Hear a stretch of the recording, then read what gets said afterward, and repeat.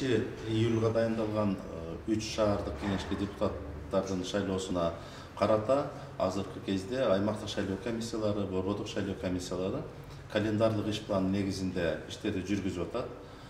Кечээ күнү 13-июнга карата документтерди ушул шайлоого катышуу үчүн ниеттенген саясий партиялар өзлөрүнүн съезддерин, конференцияларын өткөзүп, тизмелерин бекитип, аймактык шайлоо комиссияларына керектүү документтерди берүүнүн мөөнөтү аяктады. Ага жараша Бишкек аймактык шайлоо комиссиясы тарабынан Бишкек шаардык кеңешине ат салышуучу 17 саясий партиянын документтери кабыл алынды.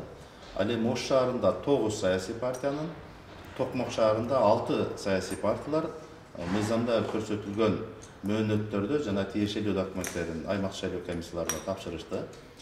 Эми шайлоо мыйзамдарынын талаптарына ылайык бардык шайлоо кыймыл аракеттердин бардыгын мөөнөттөрү 3-1 кыскарганын эске алсак, 7 күндүн ичинде 7 күндөн кечиктирбей аймактык шайлоо комиссиялар тиешелүү берилген документтердин мыйзамга дал келишин текшерип чыгат.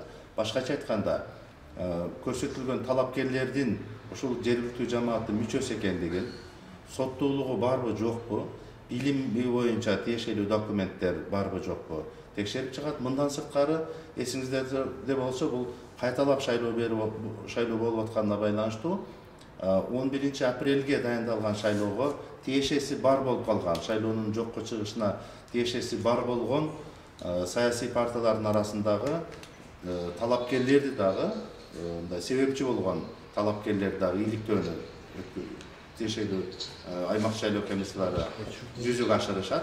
Себеби мыйзамда көрсөтүлгөн ушу шайлоодон добуш берүүнүн жыйынтыктары жокко чыкканга себепчи болгон талапкерлердин дагы каттоодон баш тартууга негиз болуп эсептелет. Ошон үчүн аймактык шайлоо комиссиялары ушул 20-июнга чейинки мөөнөттө ушул мен азыр атап өткөн документтердин шайкеш келиштүүлүгү боюнча текшерүүлөрдү, иликтөөлөрдү жүргүзүп чыгат. Ошондон кийин гана саясий партиялардын талапкерлердин тизмесин каттоону жүзөгө ашырышат.